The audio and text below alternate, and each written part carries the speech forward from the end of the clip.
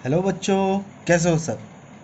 मैं आपका दास सर एक बार फिर आप सभी के सामने क्लास 11th की फ़िज़िक्स को लेकर के आया हूँ। सो मेरे प्यारे बच्चों, क्लास 11th की फ़िज़िक्स के लास्ट क्लास में बेटा मैंने आप लोगों के लिए वेक्टर एनालिसिस चैप्टर स्टार्ट किया था और उसमें जो लास्ट टॉपिक मैंने आपको एक्सप्लेन किया था वो था parallelogram method of addition of two vectors. आज अपने 11th फिजिक्स को मैं और ज़्यादा एक्सेलरेट कर रहा हूँ, यानी कि सिलेबस को मैं थोड़ा सा आगे लेकर के जा रहा हूँ और इस तरह से आज का जो आपका टॉपिक होगा वो होगा बेटा सब्ट्रैक्शंस ऑफ टू वेक्टर्स। दो वेक्टर का सब्ट्रैक्शन कैसे करेंगे। एडिशन हम लोगों ने लास्ट क्लास में सीखा है, आज के क्लास में हम लोग सब्ट्रैक्शन सीखेंगे। तो आपका हेडिंग होगा बेटा सब्ट्रैक्शन ऑफ टू वेक्टर्स। दो वेक्टर का सब्ट्रैक्शन कैसे करेंगे। बहुत अच्छी बात है, हमें सब्ट्रैक्शन सीखना है दो वेक्टर्स का। चलो और स्टार्ट करते हैं। चलो लेट सपोज कर लेते बेटा, let we have two vectors, vector A and vector B. हमारे पास क्या है, दो वेक्टर्स है, वेक्टर ए और वेक्टर बी का। ठीक है, चलो बना लेते हैं हम। सपोज करते हैं वेक्टर ए आपका ये हो गया, ठीक, और जो वेक्टर बी हो गया आपका वो कुछ इस तरीके का हो गया। आपसे कह रहे हैं फाइंड, हमें क्या फाइंड करना है, find vector A minus of vector B. तो कैसे करेंगे।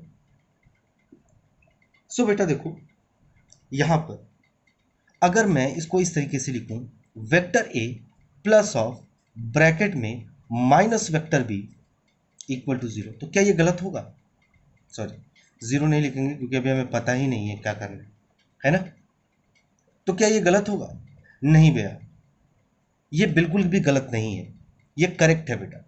सो आप देख रहे हो वेक्टर ए का मतलब क्या है, वेक्टर ए जैसा है वैसा ही है। वेक्टर बी में माइनस लग गया, इसका मतलब क्या हो गया, वेक्टर बी को उल्टा कर दिया गया, यानी कि जो पहले उसकी डायरेक्शन थी उसके डायरेक्शन के ऑपोजिट डायरेक्शन हमें ले लेना है।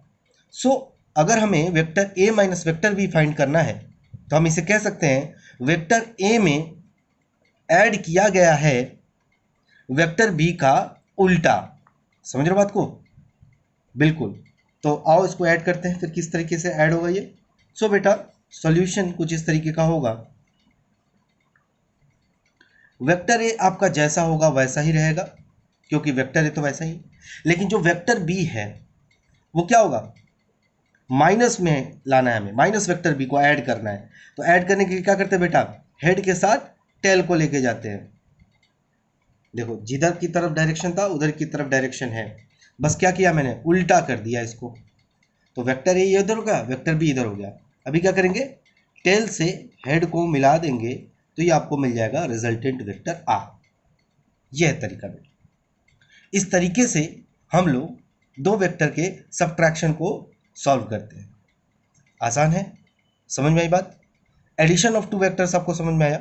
देखो बेटा बहुत सिंपल सा कॉन्सेप्ट है, वेक्टर ए है उसमें हमको माइनस बी वाले वेक्टर को ऐड करना है। Vector A minus vector B को समझने के लिए हम ये कह सकते हैं वेक्टर ए में माइनस ऑफ वेक्टर बी को ऐड किया गया है, तो जो रिजल्टेंट मिलेगा वो क्या रिप्रेजेंट करेगा, vector R equal to vector A minus of vector B. So इस तरीके से बेटा हम लोग को क्या मिल जाएगा, सॉल्यूशन मिल जाएगा सब्ट्रैक्शन ऑफ टू वेक्टर का। समझ में आई बात। चलो ठीक है बेटा, सो इसका स्क्रीनशॉट लेकर के आप लोग नोट डाउन कर लीजिए, आगे बढ़ते हैं। सो बेटा उम्मीद करते हैं कि आपने इसको नोट डाउन किया होगा। अब जो हमारा टॉपिक होगा ये होगा मल्टीप्लिकेशन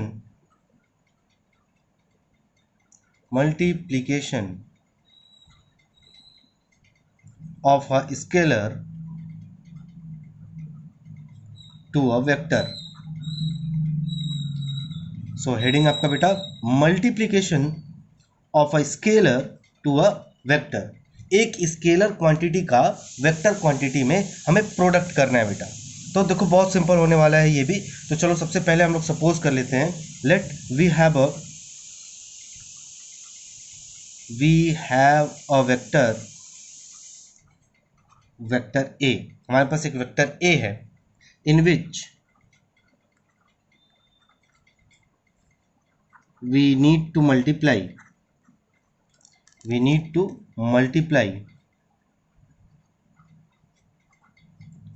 by k से स्केलर। ठीक है, क्या बोला मैंने बोला हमारे पास एक वेक्टर ए है जिसमें हमें मल्टीप्लाई करना है k से। सपोज कर लेते हैं ये क्या है, स्केलर है। स्केलर का मतलब क्या होता है बेटा, जिसके पास केवल मैग्नीट्यूड हो। अच्छा चलो बहुत सिंपल बात है बेटा। चलो सपोज कर लेते हैं हमारे पास एक वेक्टर क्वांटिटी है ए। इसको सपोज कर लो कि आपके पास 1 kg का क्या है, आलू रखे हो। 1 kg क्या है आपके पास, आलू है। तो जब 1 kg आलू में आप 10 से मल्टीप्लाई कर दोगे, किससे, 10 से, तो जो रिजल्टेंट आएगा वो क्या हो जाएगा, 10 kg। क्या हो जाएगा, 10 kg। यानी कि अगर किसी वेक्टर में स्केलर से प्रोडक्ट कर दोगे तो प्रोडक्ट करने के बाद जो फिजिकल क्वांटिटी आपको मिलेगा, जो नया फिजिकल क्वांटिटी मिलेगा, वो आपको क्या मिलेगा, एक वेक्टर क्वांटिटी मिलेगा। क्या मिलेगा, एक वेक्टर क्वांटिटी। तो चलो यहां पर सो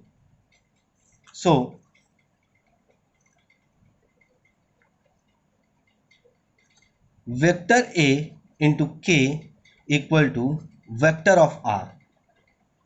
क्या मिल गया बेटा, यानी कि रिजल्टेंट जो मिलेगा इन दोनों का प्रोडक्ट वो क्या होगा, एक वेक्टर क्वांटिटी होगा, एक वेक्टर क्वांटिटी होगा। अब इसके कुछ पॉइंट्स है। तो पॉइंट नंबर 1, इफ के इज यूनिटलेस। के क्या है बेटा, यूनिटलेस है, यानी कि इसके पास कोई भी यूनिट ना हो, then the resultant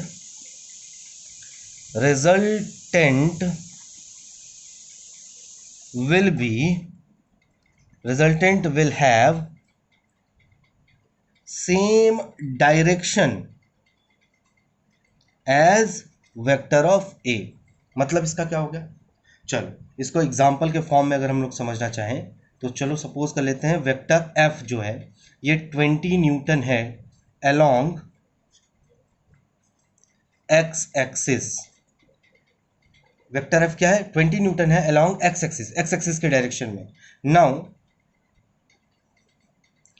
2 of vector F, 2 क्या है, एक यूनिटलेस क्वांटिटी है, will be 2 into 20 newton equal to 40 newton along X axis. हुआ कि नहीं बेटा, सेम है ना, 2f करने गए तो 2 से मल्टीप्लाई हो गया, 40 न्यूटन हो गया और सेम डायरेक्शन सेम है। तो वही मैं कहना चाह रहा हूं बेटा कि इफ k इज यूनिटलेस, अगर k यूनिटलेस है then the resultant will have same direction as a। Resultant के पास सेम डायरेक्शन होगा a के तरह, है ना, same direction and unit as a and also same unit, यानी कि सेम डायरेक्शन भी होगा और सेम यूनिट भी होगा। बस क्या गया, पहले 20 न्यूटन था, 2 से मल्टीप्लाई कर दिया तो 40 न्यूटन हो गया। क्लियर है। अब जो है इसका दूसरा पॉइंट आपको ध्यान में रखना होगा बेटा, ये दूसरा पॉइंट ये होगा, if k has a unit, if k has a unit then the resultant have same direction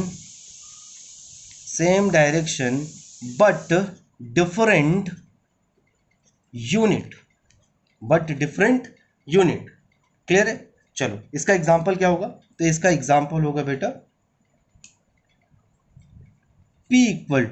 vector p equal to m vector v।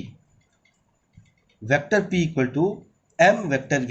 यहां पर m क्या है बेटा, मास है। क्या है, मास है। मास भी तो एक स्केलर क्वांटिटी होता है ना, क्योंकि इसके पास केवल मैग्नीट्यूड होता है, डायरेक्शन तो होता नहीं है। तो p एक मोमेंटम होता है बेटा, तो मोमेंटम को अगर कैसे लिख रहे हैं, मास इंटू वेक्टर वेलोसिटी। वही तो हुआ ऊपर वाला केस, ऊपर वाले में 2 से मल्टीप्लाई कर रहे थे जो कि यूनिटलेस था, यहाँ पर यूनिटलेस नहीं है, यहाँ पर मास ले लिया जिसकी वैल्यू होती है, यूनिट होता है केजी। क्यों? तो जो वेक्टर पी का जो यूनिट निकल करके आया, पी का यूनिट क्या निकल करके आया? KG metre per second. अब वेलोसिटी का यूनिट क्या था? वेलोसिटी का यूनिट क्या था? Metre per second. तो देखो, जब मीटर पर सेकेंड में एक स्केलर क्वांटिटी जिसके पास यूनिट है उससे प्रोडक्ट किया गया, तो देखो यूनिट जो है रिजल्टेंट का, जो रिजल्टेंट आ रहा है उसका यूनिट चेंज हो रहा है kg metre per second, but direction remain same, but direction remains unchanged. Direction क्या है? अनचेंज है बेटा। समझ में आई बात? चलो, तो एक काम करते हैं बेटा,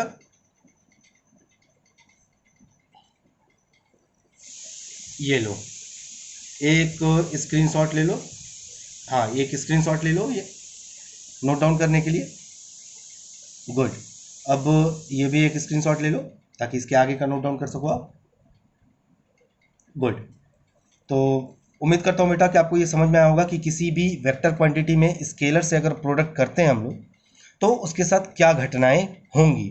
डायरेक्शन दोनों ही केसेस में सेम रहेंगी बेटा, डायरेक्शन चेंज नहीं होना है ना, क्योंकि स्केलर क्वांटिटी के पास डायरेक्शन नहीं होता है, उसके पास केवल मैग्नीट्यूड होता है। तो मैग्नीट्यूड के पास किस तरह का, दो तरह के मैग्नीट्यूड होते हैं बेटा, एक यूनिटलेस, एक यूनिट वाला। तो यूनिटलेस होगा तो यूनिट भी सेम होगा रिजल्टेंट का और डायरेक्शन भी सेम होगा, और अगर यूनिट वाला हो गया, अगर यूनिट लेस हो गया तो सेम रहेगा। अगर यूनिट वाला स्केलर ले लेते हो तो क्या हो जाएगा? यूनिट चेंज हो जाएगा बट डायरेक्शन सेम रहेगा। तो उम्मीद करते हैं आपको multiplication of scalar to a vector समझ में आया होगा। इसको नोट डाउन कर लेना बेटा, बहुत ही इंपॉर्टेंट चीज है। ओके बेटा, उम्मीद करते हैं आपने नोट डाउन किया होगा। अब जो आपका टॉपिक होगा बेटा, ये होगा position and displacement vector. Position and displacement vector, displacement vector. चलो समझते हैं कि पोजीशन एंड डिस्प्लेसमेंट वेक्टर का मतलब क्या है। आपको पता है कि पोजीशन एक क्या है? वेक्टर क्वांटिटी है। डिस्प्लेसमेंट क्या है? वेक्टर क्वांटिटी है। तो चलो ठीक है, तो let us suppose we have a particle at P and Q। हमारे पास एक पार्टिकल है जो कि P पे है और किस पे? Q पे है। आफ्टर सम टाइम, कुछ देर बाद, आफ्टर सम टाइम, कुछ देर बाद, यानी कि पहले P पे था, कुछ देर बाद क्या है? Q पे है। On a Cartesian plane, Cartesian plane, एक कार्टेशियन प्लेन पर, है ना। कार्टेशियन प्लेन का मतलब होता है बेटा एक्स एक्सिस और वाई एक्सिस होता है। एक्स एक्सिस होगा, वाई एक्सिस होगा, तो इसको हम लोग कार्टेशियन प्लेन कहेंगे। तो अब पोजीशन और इसकी पोजीशन एंड डिस्प्लेसमेंट वेक्टर को समझने के लिए बेटा यहाँ पर मैं डायग्राम बना रहा हूँ, आपको समझ में आ जाएगा बात। तो ये मेरे पास एक वाई एक्सिस है बेटा और ये मेरे पास एक एक्स एक्सिस है। तो ये एक्स एक्सिस हो गया, ये वाई एक्सिस हो गया, ठीक। तो सपोज कर लेते हैं यहाँ पर एक पार्टिकल P है, ठीक, और यहाँ पर एक पार्टिकल Q है। कुछ देर बाद यही पार्टिकल यहाँ शिफ्ट हो गया, ठीक। तो P और Q आपके पास 2 पॉइंट्स है। अब करना क्या है बेटा? बहुत सिंपल है, करना आपको ये है, पोजीशन वेक्टर का मतलब होता है बेटा ओरिजिन से P पार्टिकल का पोजीशन क्या है। ओरिजिन क्या होगा बेटा? जहां पर एक्स एक्सिस और वाई एक्सिस मीट करेगा वही तो ओरिजिन होगा। ओरिजिन से P पॉइंट पर उसका पोजीशन क्या है। पोजीशन कैसे लिखेंगे बेटा? एक्स की वैल्यू और वाई की वैल्यू, ऐसे ही तो लिखते हैं। यहां देखो, यहां समझो, यहां समझाता हूं। अगर मेरे पास यहां पर कोई पार्टिकल है बेटा, तो यहां पर इस पार्टिकल P की वैल्यू हम लोग क्या लिखते हैं? एक्स कॉमा वाई, ऐसे ही तो लिखते हैं। एक्स की वैल्यू ये वाली होगी, वाई की वैल्यू ये वाली हो गई। यहाँ पर एक्स हो गया, यहाँ पर वाई हो गया, एक्स कॉमा वाई लिखते हैं ना। तो ये पोजीशन हो गया पार्टिकल का। सिमिलरली उसी तरह से ओरिजिन से पार्टिकल P का यहाँ पर पोजीशन सपोज कर लेते हैं R1 वेक्टर है। क्या है? R1 vector. और आफ्टर सम टाइम अगर ये पार्टिकल Q पे शिफ्ट हो गया, सपोज कर लेते हैं इसका पोजीशन वेक्टर क्या है? R2 वेक्टर है, तो R1 वेक्टर है, R2 वेक्टर है, दो अलग अलग पोजीशन वेक्टर। चलो डिस्प्लेसमेंट क्या होगा बेटा, the shortest distance between two points, इन दोनों पॉइंट्स के बीच का जो शॉर्टेस्ट डिस्टेंस होगा उसी को हम लोग क्या कहेंगे, डिस्प्लेसमेंट कहेंगे। यानी कि हमें डिस्प्लेसमेंट अगर निकालना होगा तो हम एक लाइन मिला देंगे इधर की तरफ, तो P Q will be what, displacement. Here vector of P Q equal to displacement vector of R1 is position vector at P, position vector at P, vector of R2 is position vector at Q। यानी कि particle P पे position vector R1 है, particle Q पे position vector क्या है, R2 है ना, और डिस्प्लेसमेंट क्या है, PQ है। अब मुझे अगर डिस्प्लेसमेंट वेक्टर की वैल्यू लिखनी होगी, PQ की वैल्यू लिखनी होगी, तो किस तरीके से लिख सकते हैं बेटा, आप देखो यहां पर R1 वेक्टर दिख रहा है ऐसे करके, तो R1 वेक्टर के हेड से PQ वेक्टर का टेल मिला हुआ है, तो हेड और टेल जब आपस में मिलता है तो हम इसको कैसे लिखते हैं, ऐसे लिखते हैं R1 vector plus PQ vector, ऐसे लिखते हैं ना, दोनों को सम करके, और इक्वल टू हेड, देख लो यहां पे इन दोनों का, ये देखो PQ R1 और PQ मिल गया, ये दोनों का ऐड, यही तो इसका रिजल्टेंट होता है, यहां पर लिख देंगे R2 वेक्टर। ये समझ में आई बात। नॉर्मल वेक्टर का एडिशन बेटा है, जो पहले मैंने बताया था आपको कि हेड और टेल आपस में मिलेगा तो दोनों को ऐड कर देंगे, तो R1 वेक्टर और PQ को मैंने क्या किया, ऐड कर दिया सिंपली, और जो बचा वो आपका R2 हो गया ना वेक्टर। तो हमें क्या चाहिए था, डिस्प्लेसमेंट चाहिए था, PQ चाहिए था, तो यहां पर PQ को लिख देते हैं, आपको मिल जाएगा R2 vector minus R1 vector. ये हो गया बेटा आपका क्या, ये हो गया आपका डिस्प्लेसमेंट वेक्टर। PQ ही तो डिस्प्लेसमेंट वेक्टर था, समझ में आई बात। ओके बेटा फिर से बताता हूं, जरा ध्यान से सुनना। पोजीशन एंड डिस्प्लेसमेंट वेक्टर का मतलब क्या है, मतलब है बेटा पोजीशन को डायरेक्शन के साथ बताना, डिस्प्लेसमेंट को डायरेक्शन के साथ बताना, यही है position vector and displacement vector. बहुत सिंपल है, बहुत आसान तरीके से समझो। तो मैंने क्या बोला, मैंने बोला let us suppose we have a particle at P, हमारे पास एक पार्टिकल है P पे, and Q after some time, कुछ देर के बाद Q पे चला गया, तो डिस्प्लेसमेंट हुआ होगा ऑन अ कार्टेशियन प्लेन, एक कार्टेशियन प्लेन पे, ठीक है।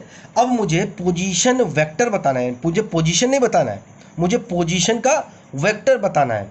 तो ओरिजिन से P को मिलाने के लिए जो लाइन ड्रॉ करेंगे और जो एरो हेड लगाएंगे वो पोजीशन का डायरेक्शन होगा, क्या होगा, पोजीशन का डायरेक्शन होगा। तो यहाँ पर R1 जो है, R1 वेक्टर बन जाएगा, क्योंकि हमने यहाँ पर एक एरो हेड लगा दिया, तो ये हो गया P का position vector. Position find out करने का सिंपल फंडा है बेटा, ओरिजिन से लेते हैं वैल्यू, कहाँ से लेते हैं, ओरिजिन से लेते हैं। तो देखो अभी भी मैंने ओरिजिन से ही लिया है P को, तो ओरिजिन से P की जो वैल्यू होगी वो R1 होगी, लेकिन ये जो एरो हेड है वो डायरेक्शन बता रहा है, इसलिए मैंने R1 वेक्टर लिख दिया यहाँ पे। कुछ देर के बाद R2 हो जा रहा है, पोजीशन चेंज हो रहा है ना टाइम t के बाद, तो R2 वेक्टर में कन्वर्ट हो जा रहा है, यानी कि अब Q पे जो पोजीशन वेक्टर होगा, यानी कि पोजीशन का जो डायरेक्शन होगा वो भी चेंज हो गया। तो ये कुछ इस तरीके का हो गया, एरो हेड लग गया इसके ऊपर, तो R2 का जो पोजीशन होगा वो ये होगा, और एरो हेड लगा देंगे तो वो डायरेक्शन बता देगा, ठीक है। तो ये हो गया position vectors, R1 and R2 are position vectors.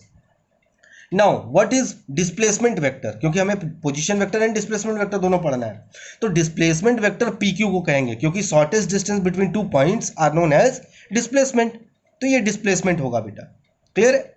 तो अब मैंने क्या किया, P से Q को लाइन मिला दिया, एक एरो हेड लगा दिया, ठीक है, क्लियर है, तो ये डिस्प्लेसमेंट होगा। अब देखो बेटा, आप Q से P की तरफ, आप कहोगे कि क्यों सर आपने एरो हेड Q पे लगाया, तो मैंने ये सपोज किया है P से Q जा रहा है पार्टिकल, अगर पार्टिकल Q से P जाता तो एरो हेड इधर की तरफ लगा देते हैं, समझ रहे हो बात को।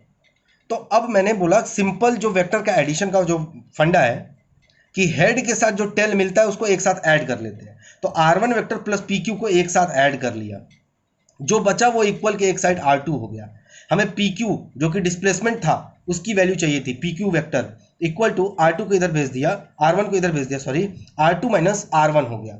ये हो गया आपका क्या, डिस्प्लेसमेंट वेक्टर। समझ में आई बात? तो ये था बेटा आपका पोजीशन एंड डिस्प्लेसमेंट वेक्टर। उम्मीद करते हैं आपको समझ में आया होगा। इसका स्क्रीनशॉट लो बेटा और इसको नोट डाउन करो।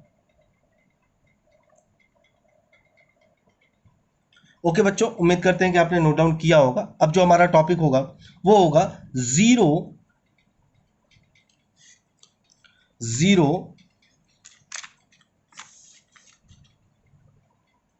वेक्टर, जीरो वेक्टर और null vector,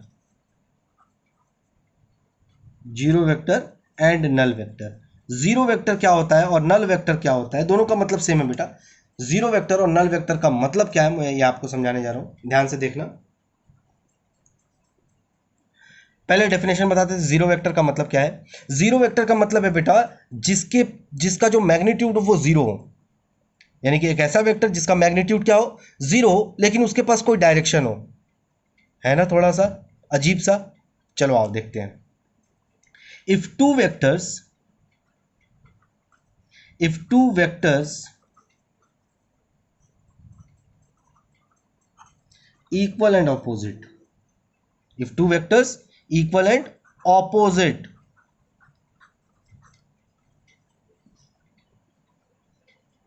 are added, then the resultant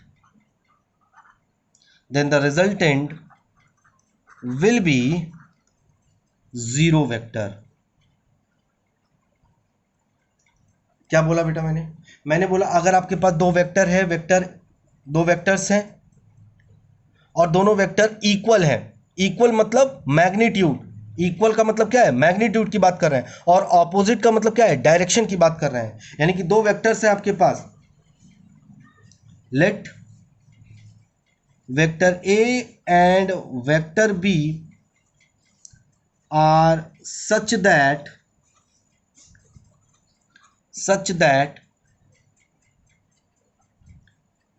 magnitude of vector A and vector B are equal। क्या बोला, मैग्नीट्यूड इक्वल हो, मतलब वेक्टर ए को मॉड में लिख दो equal to mod of vector B. तो जब बेटा हम लोग वेक्टर को मॉड में बंद कर देते हैं तो ये मैग्नीट्यूड को रिप्रेजेंट करता है, यानी कि केवल वैल्यू को रिप्रेजेंट करता है।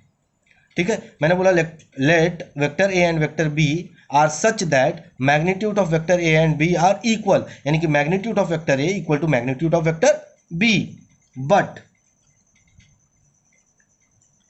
Directions are mutually opposite. और डायरेक्शन क्या है बेटा, म्यूचुअली ऑपोजिट है। अब कैसे, ये वेक्टर ए हो गया और ये हो गया आपका वेक्टर बी। आप देखो दोनों का लेंथ सेम है, यानी कि दोनों का मैग्नीट्यूड सेम है, लेकिन एक का डायरेक्शन एक्स एक्सिस की तरफ है, और एक का माइनस एक्स एक्सिस की तरफ है। तो मतलब इक्वल तो हो गया मैग्नीट्यूड में, और क्या हो गया, ऑपोजिट हो गया। अब कह रहा है कि जब इन दोनों वेक्टर को हम लोग ऐड करते हैं, तो हमें जीरो वेक्टर मिलता है। तो अब जब इन दोनों वेक्टर्स को हम लोग ऐड करेंगे बेटा, so vector A plus minus of vector B, है ना, क्योंकि ए तो ए है बेटा वेक्टर इधर की तरफ, और बी का डायरेक्शन ऑपोजिट है, क्या मिलेगा आपको, जीरो मिलेगा, है ना, मिलेगा कि नहीं मिलेगा। और ये जीरो क्या होगा, वेक्टर होगा, ये जीरो क्या होगा, वेक्टर होगा। इसी को हम लोग कहते हैं null vector.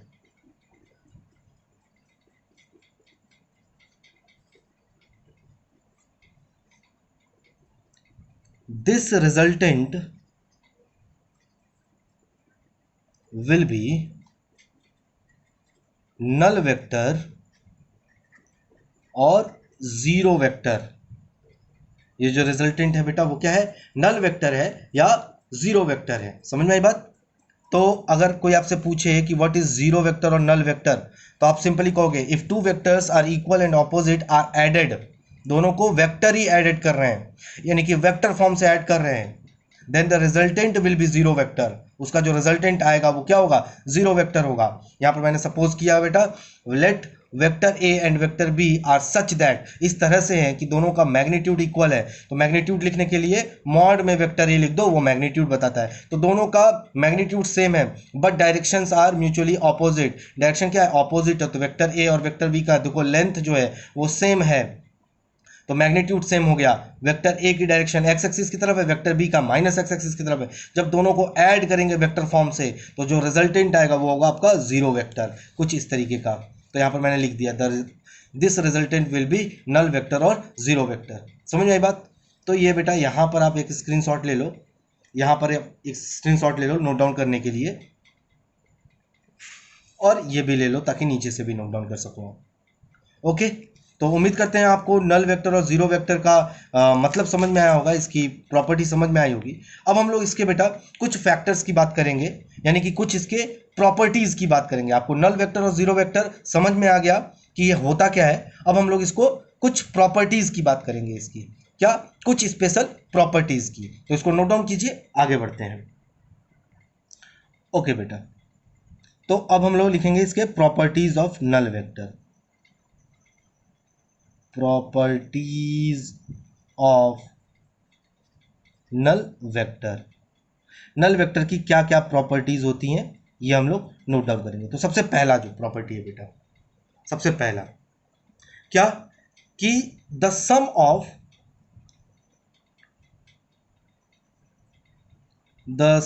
Of finite vector and null vector will be finite vector. क्या बोला मैं? बोला कि the sum of finite vector, मतलब एक डिफाइंड वेक्टर है, जीरो नहीं है, एक फाइनाइट वेक्टर है, एंड नल वेक्टर, इन दोनों का जो सम होगा बेटा वो आपको फाइनाइट वेक्टर देगा। इसका मतलब क्या है? मतलब ये है बेटा, वेक्टर ए एक फाइनाइट वेक्टर है प्लस जीरो वेक्टर एक नल वेक्टर है, इनका जो सम आएगा बेटा वो एक फाइनाइट वेक्टर आएगा, यानी कि वेक्टर ए आएगा। ये इसकी पहली प्रॉपर्टी है। समझ में आया आपको? चलो आओ इसके दूसरी प्रॉपर्टी की बात करते हैं बेटा। दूसरी प्रॉपर्टी है बेटा इसका,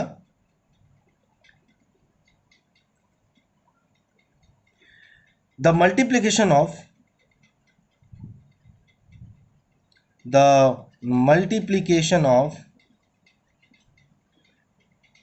finite vector, finite number to a zero vector will be zero vector, will be zero vector। अब इसका मतलब क्या हो गया? कह रहा है बेटा the multiplication of finite number to a zero vector, एक फाइनाइट नंबर है n, इसमें हम लोग जीरो वेक्टर का जब प्रोडक्ट करेंगे बेटा तो आपको जीरो वेक्टर ही मिलेगा। ये इसके दूसरी प्रॉपर्टी है बेटा। समझ में आई बात? क्लियर है? समझ गए? चलो, तो उम्मीद करते हैं बेटा कि आपको ये समझ में आया होगा। आप ये दो इसके प्रॉपर्टीज को आप लोग इसको जल्दी से नोट डाउन कर लो, स्क्रीनशॉट ले लो, इसको नोट डाउन कर लो। ओके बेटा, तो उम्मीद करते हैं आपने नोट डाउन कर लिया होगा। अब जो हमारा टॉपिक होगा बेटा वो होगा यूनिट वेक्टर। यूनिट वेक्टर क्या होता है? यूनिट वेक्टर, तो unit vector a vector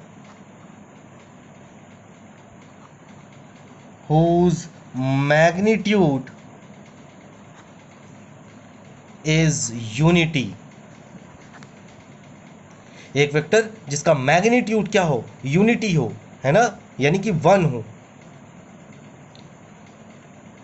a vector whose magnitude is unity is called unit vector. ठीक है, यानी कि एक वेक्टर जिसका मैग्नीट्यूड क्या हो? यूनिट हो, उसको हम लोग यूनिट वेक्टर कहते हैं। A unit vector is defined as, यहाँ लिख रहा हूँ बेटा आगे में, a unit vector is defined as the ratio of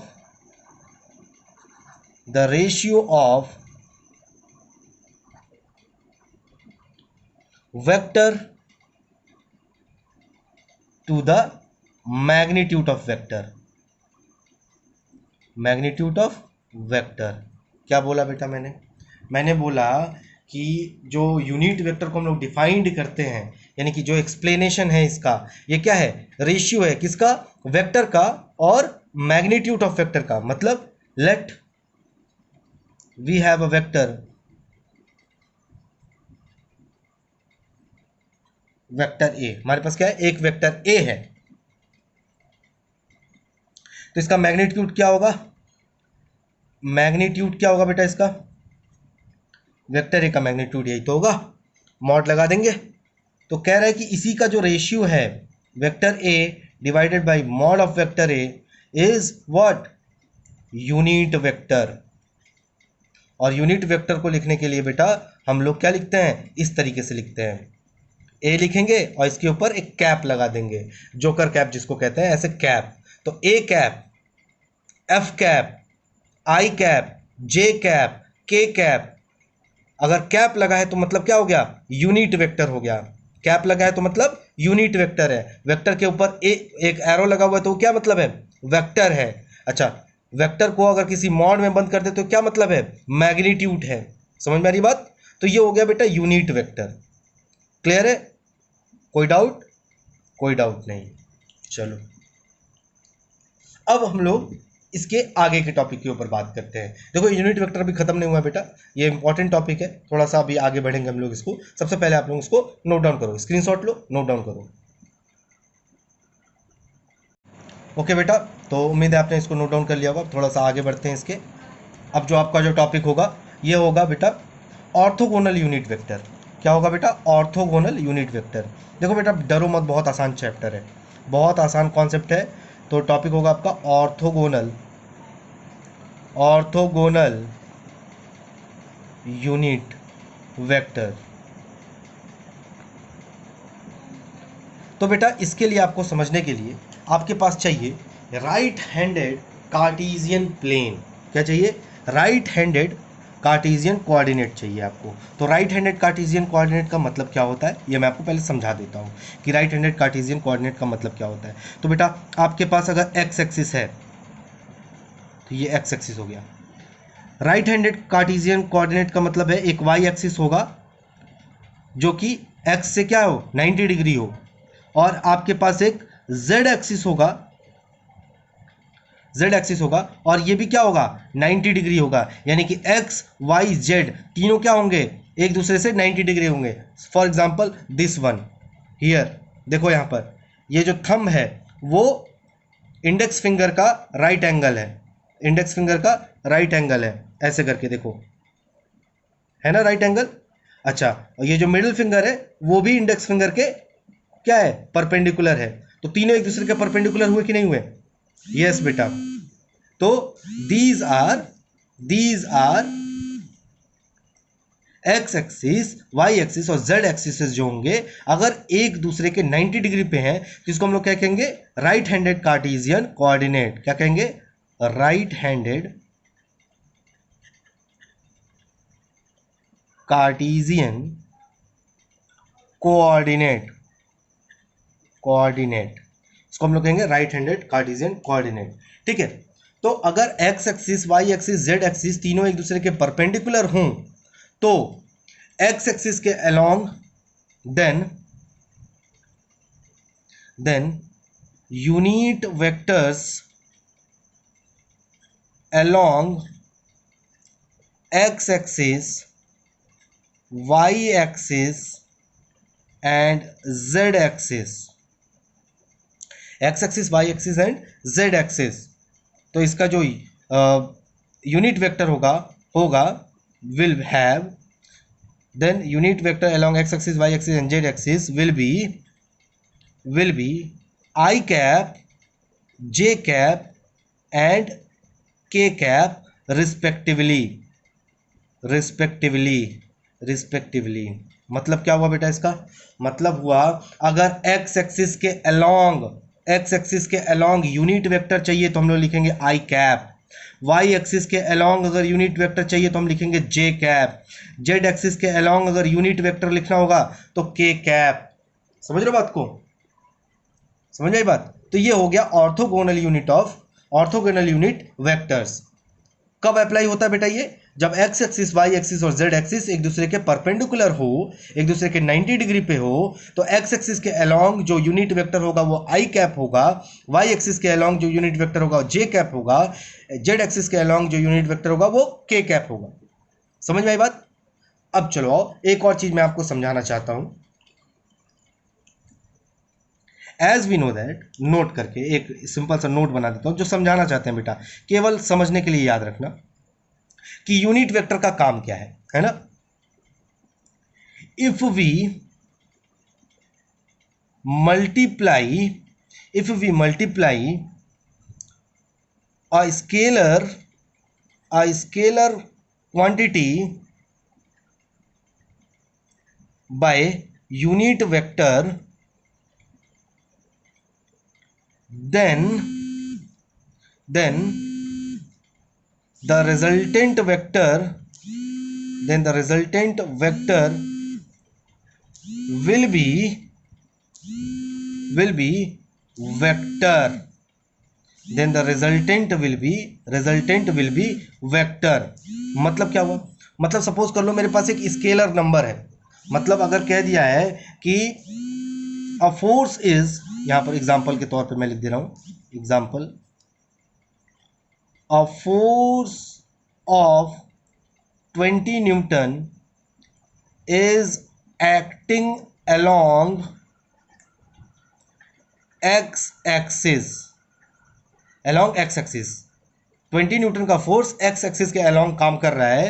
तो वेक्टर ऑफ f अगर आपको लिखना होगा, वेक्टर ऑफ f, तो आप क्या लिखोगे 20 आई कैप। क्या लिखोगे 20 आई कैप। अगर इतना लिख देते हो तो आपको समझ में आ जाना चाहिए कि 20 न्यूटन का फोर्स लग रहा है। आई कैप क्या बता रहा है, आई कैप बता रहा है कि एक्स एक्सिस के डायरेक्शन में लग रहा है, क्योंकि एक्स एक्सिस का यूनिट वेक्टर क्या होता है, आई कैप होता है। तो इसका मतलब 20 न्यूटन का फोर्स एक्स एक्सिस के अलोंग लग रहा है, इसलिए वैसे यहां पर आई कैप का मल्टीप्लाई हुआ है।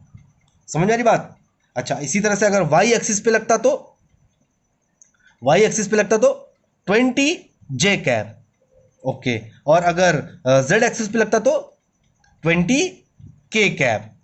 क्लियर है। यानी कि अगर कोई भी वेक्टर क्वांटिटी को अगर आपको रिप्रेजेंट करना है, किसी भी वेक्टर फिजिकल क्वांटिटी को रिप्रेजेंट करना है डायरेक्शन के साथ, तो आपको उसमें मल्टीप्लाई करना पड़ेगा किस चीज का, यूनिट वेक्टर का। तो इसको मैं एक नोट डाउन करके लिख देता हूं, सिंपल एक नोट्स बना करके लिख देता हूं, note. If you want to convert a physical quantity in vector, note करके लिख देता हूं यहां पे, नोट। थोड़ा सा इसको नीचे कर लेते हैं। If we want to convert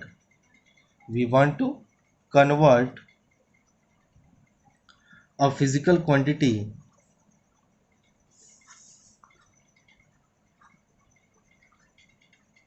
into vector, then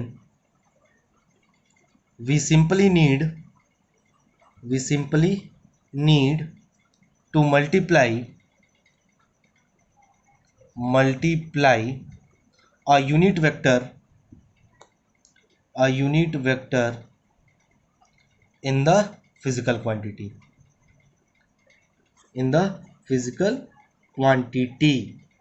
अगर किसी भी फिजिकल क्वांटिटी को हमें किस में कन्वर्ट करना होगा बेटा, वेक्टर में कन्वर्ट करना होगा, तो हमें क्या मल्टीप्लाई करना है, यूनिट वेक्टर को मल्टीप्लाई कर देना है। समझ में आ रही बात। चलो ठीक है, तो उम्मीद करते हैं कि आपको ये उम्मीद करते हैं बेटा आपको समझ में आया होगा। तो एक बार आप क्या करो, ऑर्थोगोनल यूनिट वेक्टर का स्क्रीनशॉट यहाँ पर ले लो ताकि आप नोट डाउन कर सको इसे। ओके, अब ये थोड़ा सा एक नोट मैंने यहाँ पे लिखा हुआ है, ये भी इंपॉर्टेंट है बेटा आपके पॉइंट ऑफ व्यू से, तो इसको भी आप लोग स्क्रीनशॉट लेकर के इसको भी नोट डाउन कर लीजिए। ठीक, चलो आगे बढ़ते हैं। अब अगर आप कहोगे कि सर आपने तो बताया यहाँ पर, अब रुक जाओ थोड़ा सा, अब समझ लो मैटर को, समझ लो क्या बताना चाहता हूं मैं। आपने कहा कि सर अगर एक लाइन पे if a physical quantity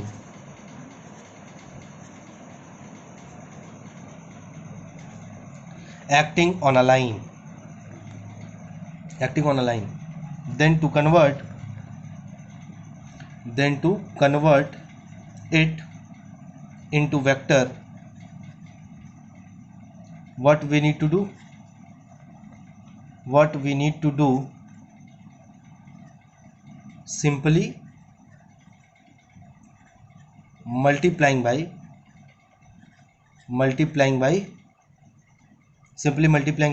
unit vector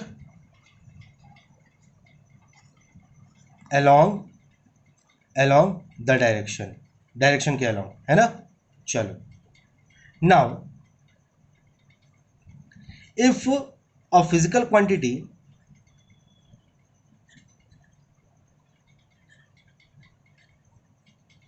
acting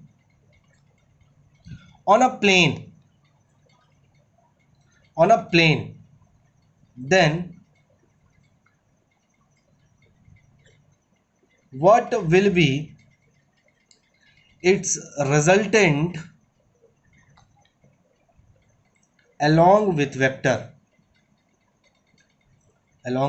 vector, क्या लिखा बेटा मैंने लिखा कि now if a physical quantity acting on a plane, अगर कोई physical quantity किसी plane के ऊपर act कर रहा है, then what will be its resultant along with vector के साथ उसको, यानी कि सिंपल मेथड है बेटा, सिंपल सा मामला है। मामले को समझो कि मैं कहना क्या चाहता हूं। तो यहां पर बेटा मेरे पास एक वाई एक्सिस है और यहां पर मेरे पास एक एक्स एक्सिस है, ठीक है। तो सपोज कर लेते हैं कि एक्स एक्सिस के अलोंग जो वेक्टर है, इसका जो वैल्यू है ए एक्स है, यानी कि इधर की तरफ वैल्यू क्या है ए एक्स है और इधर की तरफ वैल्यू है ए वाई, यानी कि ए का एक्स एक्सिस की तरफ वैल्यू क्या है ए एक्स है, ए का वाई एक्सिस की तरफ जो वैल्यू है वो क्या है ए वाई है। तो यहां कहीं रिजल्टेंट है इसका, यहां कहीं रिजल्टेंट होगा। एक मिनट, ये इससे बना देता हूं, ये वाला इधर, तो यहां वैल्यू आएगी।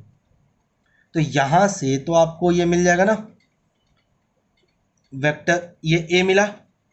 अब इस ए का वेक्टर क्या होगा, वेक्टर ऑफ ए क्या होगा, समझ लो बात को। मेरे क्वेश्चन क्या है बेटा, अगर मैं कहूं कि 20 न्यूटन का फोर्स एक्स एक्सिस के अलोंग लग रहा है, तो आप इसको F = 20 आई कैप लिख दोगे। वाई एक्सिस के अलोंग लग रहा है तो 20 जे कैप लिख दोगे। जेड एक्सिस के अलोंग लग रहा है 20 के कैप लिख दोगे, ठीक है। लेकिन अब अगर मैं कहूं कि एक फोर्स है ए, जो कि यहां पर एक्ट कर रहा है इधर की तरफ, तो इसका वेक्टर कैसे लिखोगे, क्योंकि अब इस ए के पास देखो ए क्या कर रहा है, एक थीटा एंगल पे एक्ट कर रहा है, ना ए एक थीटा एंगल पे, देखो हॉरिजॉन्टल के साथ एक थीटा एंगल पे एक्ट कर रहा है। तो इस ए का वेक्टर फॉर्म में लिखेंगे कैसे, तो बहुत सिंपल है बेटा, बहुत सिंपल है। तो vector A equal to A X किधर की तरफ है एक्स एक्सिस, यूनिट वेक्टर क्या होता है आई cap, A X I cap. अच्छा फिर लिख दो ए वाई, अच्छा इधर की तरफ यूनिट वेक्टर क्या होता है जे कैप, तो A X I cap A Y J cap लिख दियो, बस सिंपली ऐड कर दो। सिंपली जब ऐड कर दोगे तो ये आपको मिल जाएगा vector of A equal to A X I cap plus A Y J cap. समझ में आ रही बात, समझ रहे हो बात बेटा। हाँ चलो, क्या बताया बेटा मैंने बताया कि जब कोई भी फिजिकल क्वांटिटी किसी थीटा एंगल पे एक्ट करता है किसी प्लेन पर, तो देखो ये एक प्लेन है, तो प्लेन में एक थीटा एंगल पे एक्ट कर रहा है एक फिजिकल क्वांटिटी, तो इसको वेक्टर फॉर्म में हम लिखेंगे कैसे। तो वेक्टर फॉर्म में लिखने के लिए अगर वो प्लेन के ऊपर एक्ट कर रहा है बेटा, तो डेफिनेटली वो या तो एक्स वाई प्लेन पे एक्ट कर सकता है, वाई जेड प्लेन पे एक्ट कर सकता है, या फिर जेड एक्स प्लेन पे एक्ट कर सकता है। तो प्लेन का मतलब होता है उसमें दो ही एक्सिसेस आती है ना, केवल दो एक्सिसेस आती हैं। तो एक एक्स का एक्सिस आ रहा है, एक वाई का एक्सिस आ रहा है। आप वाई जेड लेकर भी कर सकते हो, आप जेड एक्स लेकर के भी कर सकते हो। समझ रहे मेरी बात को। तो अगर मैं कह रहा हूं कोई भी फिजिकल क्वांटिटी ए है जो एक्स एक्सिस और वाई एक्सिस वाले प्लेन पे एक्ट कर रहा है, तो ए को वेक्टर फॉर्म में लिखेंगे कैसे? तो ए को वेक्टर फॉर्म में लिखने के लिए ए X I cap plus A Y J cap में लिख देंगे। ए एक्स क्या है यहां पर? ए एक्स है ए की वैल्यू एक्स एक्सिस के अलोंग, ए वाई क्या है? ए की वैल्यू वाई एक्सिस के अलोंग। इन दोनों से मिलकर के ही तो ये ए की वैल्यू मिल रहा है आपको, बिल्कुल। यानी कि ए एक्स और ए वाई ये दोनों आपस में मिलकर के ही तो ए दे रहा है आपको।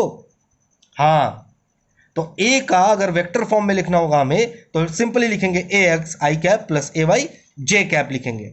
ठीक है, अब मैं आपको बता रहा हूं कि ये ए एक्स और ए वाई है क्या। A X equal to A cos theta है बेटा। ए एक्स क्या है? A cos theta. कैसे बेटा?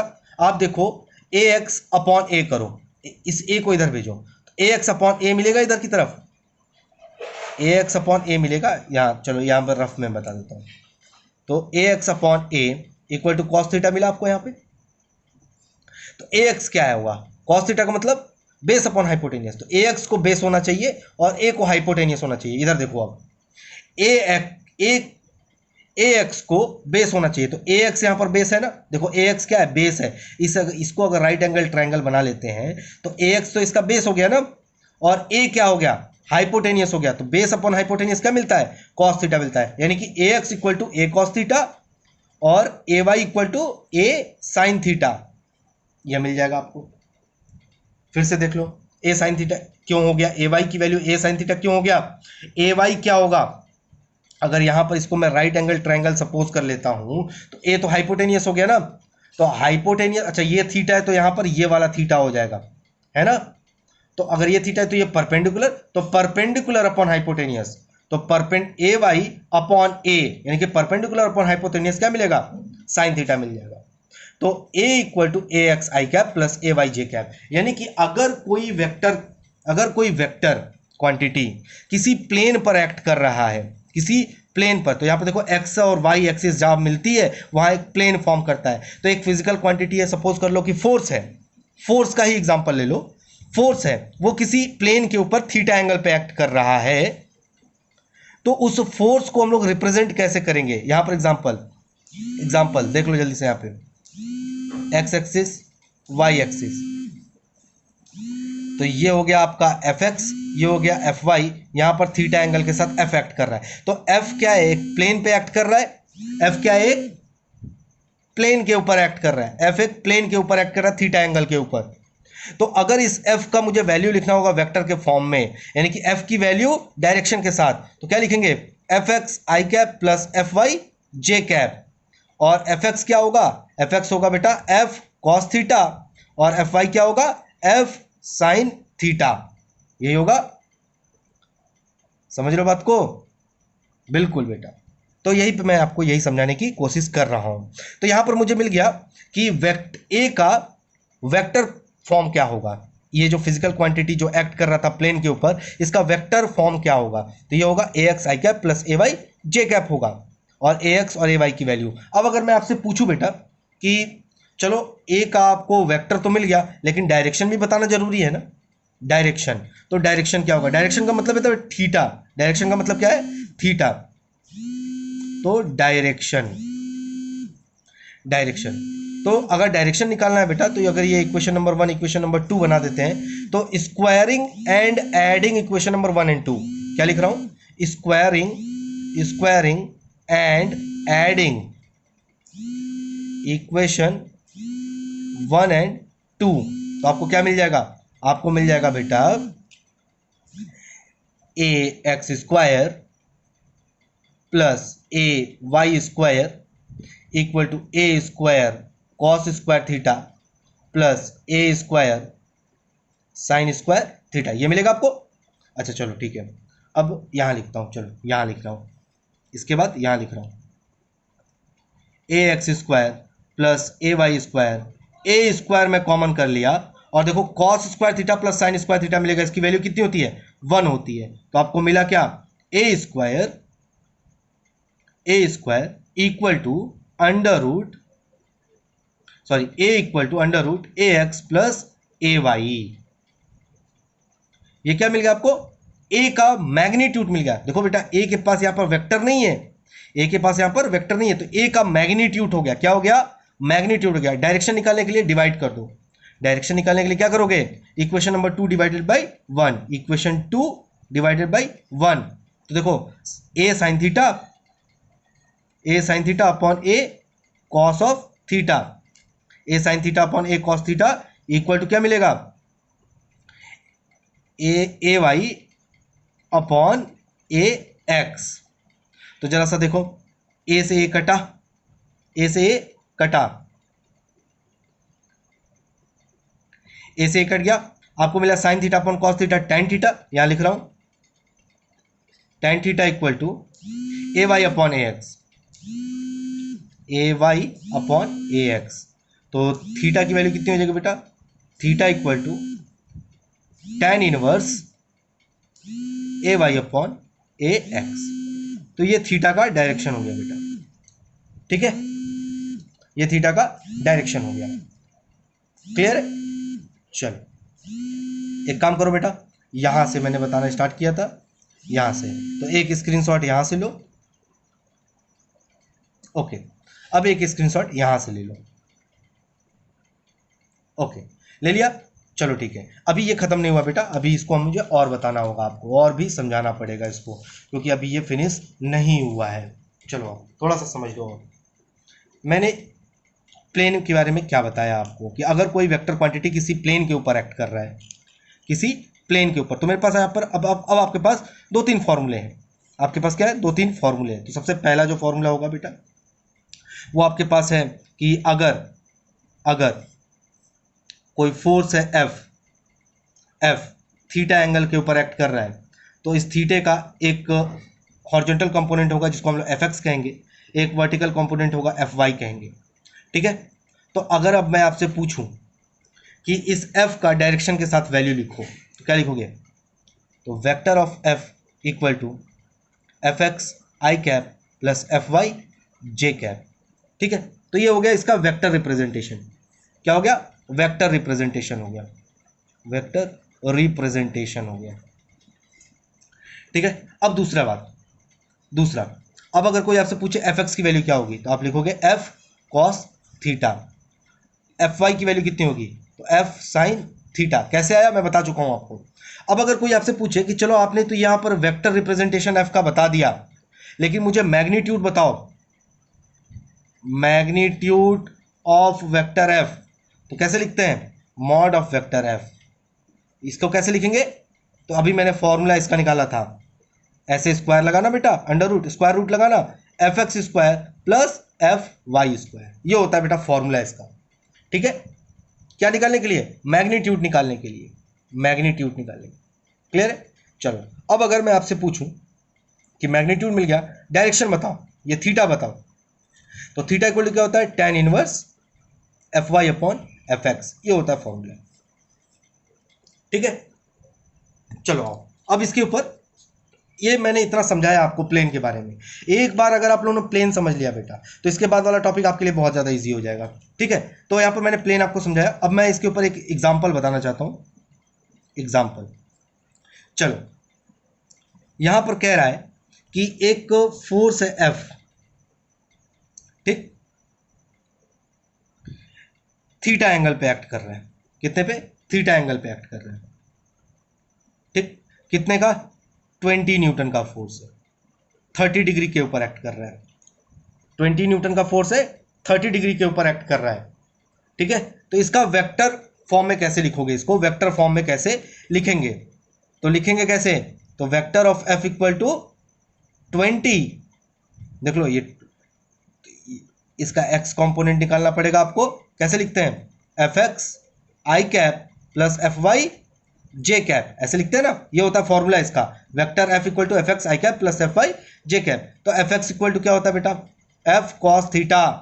तो एफ कितना है? 20 है, कॉस थीटा मतलब कॉस 30 डिग्री, कॉस 30 की वैल्यू कितनी होती है? 20 अंडर रूट 3/2, ये कितना आ गया? 10 अंडर रूट 3, ठीक है। सिमिलरली एफ वाई कितना होगा? यहाँ लिखते हैं F Y equal to F sine theta, तो F Y equal to 20 into 1/2 equal to 10। तो आपको मिल गया क्या? एफ एक्स मिल गया और एफ वाई मिल गया, आपको एफ एक्स मिल गया और एफ वाई मिल गया।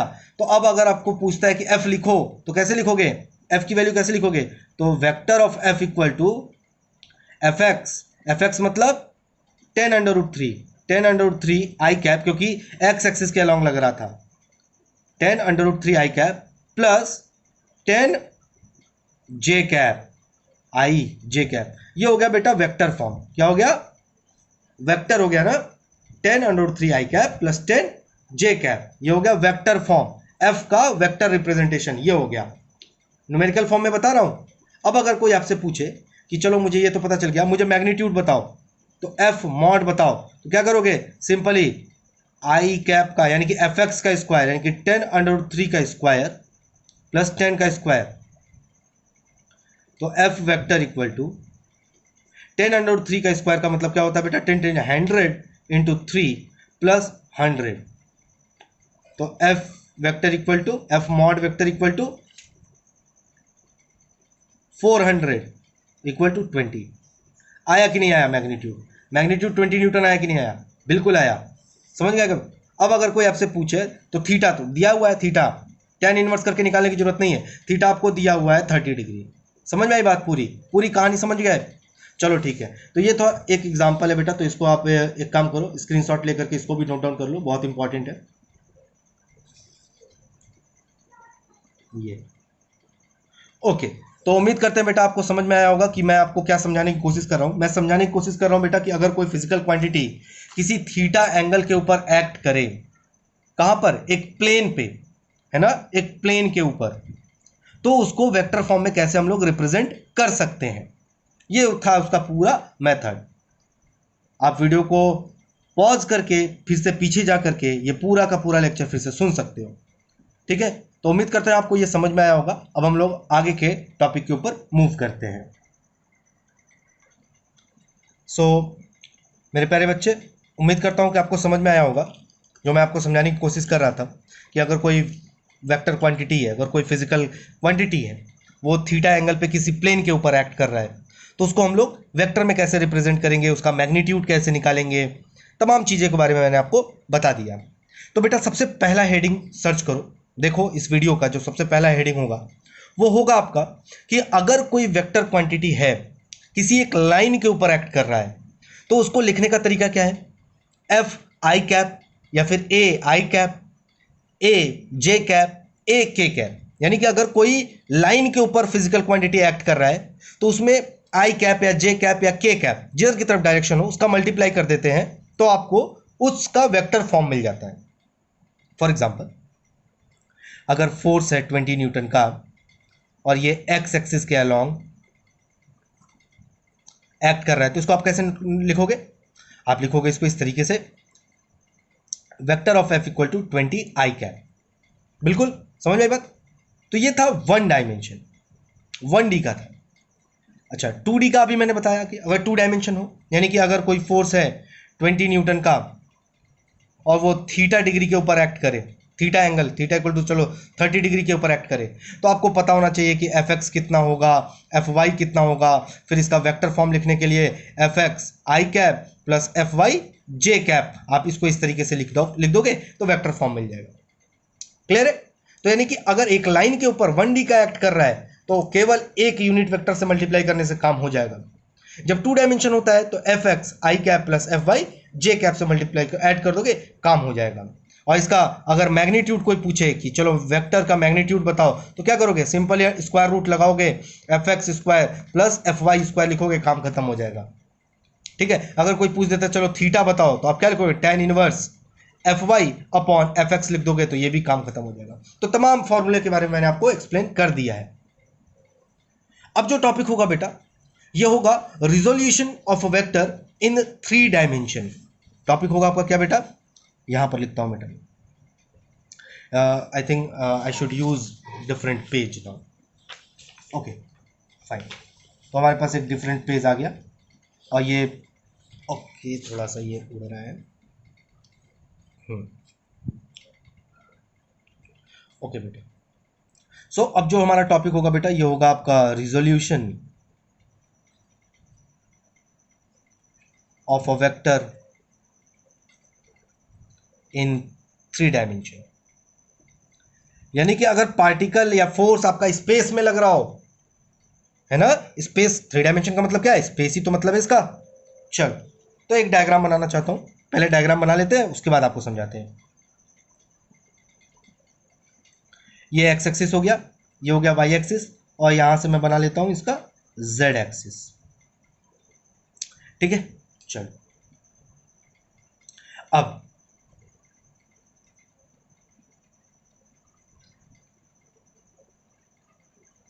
3 डायमेंशनल डायग्राम है बेटा, 3 डायमेंशनल डायग्राम है, तो ध्यान से देखना तभी समझ में आएगा आपको।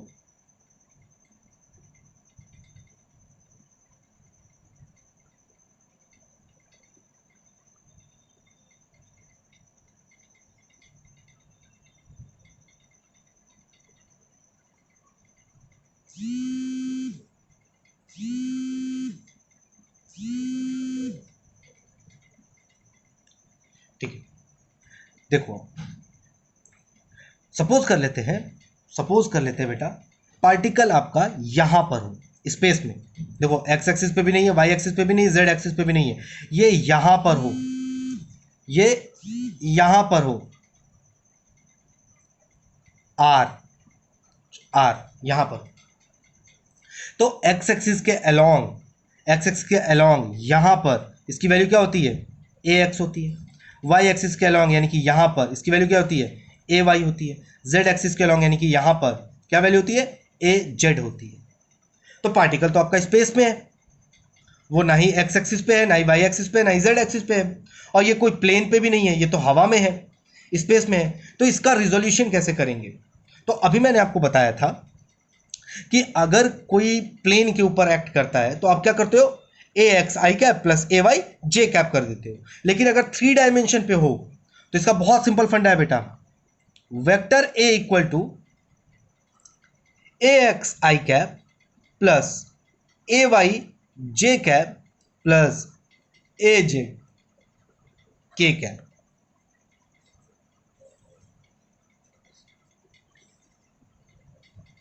सिंपल है ना बेटा, बहुत सिंपल है बेटा। देखो अगर वो एक प्लेन के ऊपर एक्ट कर रहा था जिसके पास केवल एक्स एक्सिस और वाई एक्सिस था, तो उसको वेक्टर में लिखने के लिए क्या करते थे, ए X I cap plus A Y J cap लिख देते थे। लेकिन अगर 3 डायमेंशन में लिखना होगा तो आपको लिखना पड़ेगा ए X I cap plus A Y J cap plus A Z K cap. क्यों लिखना पड़ेगा, क्योंकि पार्टिकल स्पेस में है, और जब कोई पार्टिकल स्पेस में होता है तो उसके पास एक्स की भी वैल्यू होती है, यानी कि वो एक्स एक्सिस से भी कुछ डिस्टेंस पर होता है, वाई एक्सिस से भी कुछ डिस्टेंस पर होता है, और जेड एक्सिस से भी कुछ डिस्टेंस पर होता है ना। आप अपने रूम का एक कॉर्नर देखो, किसी भी रूम का एक कॉर्नर देखो, और अपने पोजीशन को उस कॉर्नर से मिलाओ, अपने हेड के पोजीशन को। सपोज कर लो आप अपने रूम में बैठे हो, किसी भी एक कॉर्नर को देखो, तो आपको दिख रहे हो कॉर्नर के ऊपर एक एक्स एक्सिस दिख रहा होगा, एक वाई एक्सिस दिख रहा होगा, और एक जेड एक्सिस दिख रहा होगा। एक एक्स एक्सिस दिख रहा होगा, एक वाई एक्सिस दिख रहा है, जेड। सपोज करो तुम्हारा हेड यहां पर है, तो जहां पर तुम्हारा हेड है वहां से एक्स की भी कोई वैल्यू है ना, वाई की भी कोई वैल्यू है ना, जेड की भी कोई वैल्यू है। तो उसको वेक्टर फॉर्म में लिखने के लिए हमें तीनों वैल्यूज को इंक्लूड करना पड़ेगा। तो सिंपल है method, A X I cap plus A Y J cap plus A Z K cap लिख देंगे, काम खत्म हो जाएगा। अब अगर कोई आपसे पूछता है मुझे मैग्नीट्यूड बताओ ए का, तो क्या करोगे, सिंपल है बेटा, इसके लिए भी ए X square plus A Y square plus A Z square ये लिख देंगे, इसका मैग्नीट्यूड भी खत्म हो जाएगा। समझ आगे बात। तो ये 3 डायमेंशन में इसका क्या था, रिजोल्यूशन था 3 डायमेंशन का। क्या था, रिजोल्यूशन था 3 डायमेंशन का, कि 3 डायमेंशन में किसी भी वेक्टर क्वांटिटी को रिप्रेजेंट कैसे करेंगे। उम्मीद करता हूं आपको समझ में आया होगा। अब जो है मैं बेटा आपको कुछ तीनों के बारे में कुछ एग्जांपल्स बता दूं, कुछ शॉर्ट नोट टाइप में बता दूं आपको। तो फिलहाल आप लोग इसको नोट डाउन कर लो, स्क्रीनशॉट लेकर के इसका नोट डाउन कर लो। चलो अब मैं यहाँ पर एक लाइन ड्रॉ कर देता हूँ बेटा यहाँ पर, ताकि इसके बाद मैं अब रफ काम करने जा रहा हूँ, ताकि आप लोगों को समझ में आए। सबसे पहले बेटा मैंने आपको बताया था 1D। 1D मतलब कि अगर कोई फोर्स एक्ट कर रहा है किसी भी एक्स एक्सिस के ऊपर, कोई फोर्स एक्ट कर रहा है एक्स एक्सिस पे, तो उसको हम लोग क्या लिख देते थे, एफ एक्स आई कैप लिख देते थे, मेरा काम हो जाता खत्म, वेक्टर एफ हो गया, काम खत्म। एक्स एक्सिस पे उसकी क्या वैल्यू है, और आई कैप लगा देते थे, क्योंकि यूनिट वेक्टर जो होता है उससे मल्टीप्लाई करना जरूरी है वेक्टर फॉर्म में कन्वर्ट करने के लिए। ठीक है, अगर यही 2 डायमेंशन में होता था तो आप लिखते थे F X I cap plus F Y J cap equal to F. अच्छा बेटा, ऐसा नहीं है एफ वेक्टर, ऐसा नहीं कि एफ एक्स और एफ वाई हो, आप लिख सकते हो F Y J cap plus F Z K cap equal to vector F, ये भी हो सकता है। जरूरी है क्या एक्स वाई प्लेन पे ही एक्ट करे? नहीं, वाई जेड प्लेन पे भी हो सकता है, जेड एक्स प्लेन पे भी हो सकता है। ठीक है, उसके बाद मैंने आपको 3 डायमेंशन का बताया। 3 डायमेंशन मैंने आपको क्या बताया? मैंने बताया अगर वेक्टर फॉर्म लिखना होगा तो आपको F X I cap F Y J cap plus F Z K cap ऐसे लिख दोगे तो आपको वेक्टर फॉर्म में कन्वर्ट कर लोगे। वेक्टर फॉर्म में कन्वर्ट करने के बाद उसका मैग्नीट्यूड निकाल लोगे। समझ में आई बात? चलो, ये मैंने आपको कुछ फॉर्मूले के बारे में बता दिया था। अब मैं आपको कुछ एग्जांपल कराता हूँ, मैं आपको कुछ एग्जांपल कराता हूँ जिससे आपको समझ में आ जाएगा। तो यहाँ पर बेटा मैं कुछ एग्जांपल्स आपको कराना चाहता हूँ, कुछ एग्जांपल्स मैं आपको कराना चाहता हूँ। चलो, तो सबसे पहला जो एग्जांपल है बेटा वो कुछ इस तरीके का है कि अगर आपके पास कोई फिजिकल क्वांटिटी है कुछ इस तरीके का, जैसे कि प्लेन के फॉर्म में दे देते हैं कि vector A equal to 2 I cap plus 3 J cap. Vector A की वैल्यू कितनी है? 2 I cap plus 3 J cap. आपसे पूछ रहा है कि बताओ मुझे मॉड ऑफ वेक्टर ए कितना होगा, और मुझे थीटा बताओ कि ये थीटा कितना होगा। तो मॉड ऑफ वेक्टर ए निकालने के लिए क्या करते हैं बेटा? स्क्वायर रूट लगाते हैं, 2 का स्क्वायर प्लस 3 का स्क्वायर इक्वल टू 2 2 जा 4 प्लस 9 अंडर रूट 13, यानी कि मॉड मैग्नीट्यूड कितना हो गया? अंडर रूट 13 हो गया। क्लियर है? कितना सिंपल है ये, देखो अंडर रूट 13 हो गया। अच्छा, थीटा की वैल्यू क्या लिखते हैं? tan inverse F Y upon F X, F Y मतलब 3 अपॉन 2, ये थीटा मिल गया। कितना सिंपल है। आपको देगा कि वेक्टर ए ये है, find magnitude of vector A and theta, तो आप ऐसे निकाल लोगे। क्लियर है? चलो, ये तो प्लेन में था। अब मैं आपको देने जा रहा हूं 3 डायमेंशन का। तो एक और एग्जांपल मैं आपको 3 डायमेंशन का दे दूं। तो सपोज करो vector A equal to 2 I cap plus 3 J cap minus 4 K cap, ये दिया हुआ है, ये आपको दिया हुआ है। अब अगर आपसे पूछे कि मैग्नीट्यूड ऑफ वेक्टर ए क्या होगा, तो आप सिंपली इसको क्या करोगे? 2 square plus 3 square plus minus 4 square, क्योंकि माइनस को ब्रैकेट में लिखना जरूरी है। तो vector of mod of A equal to 2 2 जा 4 प्लस 9 प्लस 4 4 जा 16, कितना हो जाएगा बेटा? 25 4 29 under root 29। That will be your required answer, that will be your required answer, यही आपका क्या होगा? Required answer. अच्छा चलो, ऊपर वाले क्वेश्चन में आप देखो, आपके पास मॉड ऑफ ए मिल गया, आपको वेक्टर ए मिल गया।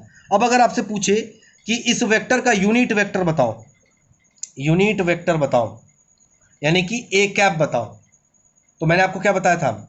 ए डेफिनेशन के, A cap equal to vector of A divided by mod of vector A, यही तो था फॉर्मूला आपका। तो किसी भी वेक्टर का यूनिट वेक्टर यानी कि ए कैप निकालने के लिए वेक्टर ए यानी कि 2 I cap plus 3 J cap divided by mod of A, यानी कि मॉड ऑफ ए की वैल्यू कितनी थी? Under root 13। ये हो गया, काम खत्म इसका। यही है इसका यूनिट वेक्टर, यही है इसका यूनिट वेक्टर। सिमिलरली अगर इसमें मैं पूछूं आपका यूनिट वेक्टर कितना होगा, तो आप क्या करोगे? Unit vector A cap equal to vector of A divided by mod of vector A. मैंने पढ़ाया आपको यूनिट वेक्टर के डेफिनेशन में, मैंने आपको बताया था vector A divided by mod of vector A. तो क्या लिखोगे? 2 I cap plus 3 J cap minus 4 K cap divided over under root 29, ये हो जाएगा इसका क्या बेटा? Unit vector. तो अगर अब आपके पास कोई क्वेश्चन इस तरीके का आता है, vector A equal to 2 I cap plus 3 J cap, आपसे पूछता है मॉड ए बताओ, थीटा बताओ, और आपसे पूछता है यूनिट वेक्टर बताओ, तो पहले मॉड निकालोगे, वेक्टर दिया ही हुआ है, डिवाइड कर दोगे तो आपको यूनिट वेक्टर मिल जाएगा। सिमिलरली अगर 3 डायमेंशन में दिया होगा तो ये मेथड अपनाओगे, ये मेथड अगर अप्लाई करोगे तब भी आपका काम हो जाएगा। तो उम्मीद करते हैं बेटा कि आज का लेक्चर आपके लिए बहुत ज़्यादा हेल्पफुल रहा होगा। कोई भी डाउट होगा तो बेझिझक आप मेरे से कांटेक्ट कर सकते हो। आज मैं अपने वीडियो में आपके लिए कॉन्टैक्ट नंबर छोड़ देता हूँ, आप उस नंबर पे मेरे को व्हाट्सएप मैसेज कर सकते हो और अपने डाउट्स को क्लियर कर सकते हो। अपना ध्यान रखना, खुश रहना, हेल्दी रहना बेटा। एक और बात, मेरे चैनल कॉमर्स गुरु क्लासेस और साइंस गुरु क्लासेस को लाइक शेयर सब्सक्राइब जरूर करना। देखो बेटा, व्यूज आते हैं लेकिन सब्सक्रिप्शन नहीं आते हैं, तो सब्सक्राइब करो चैनल को। ओके, अपना ध्यान रखना। Good bye.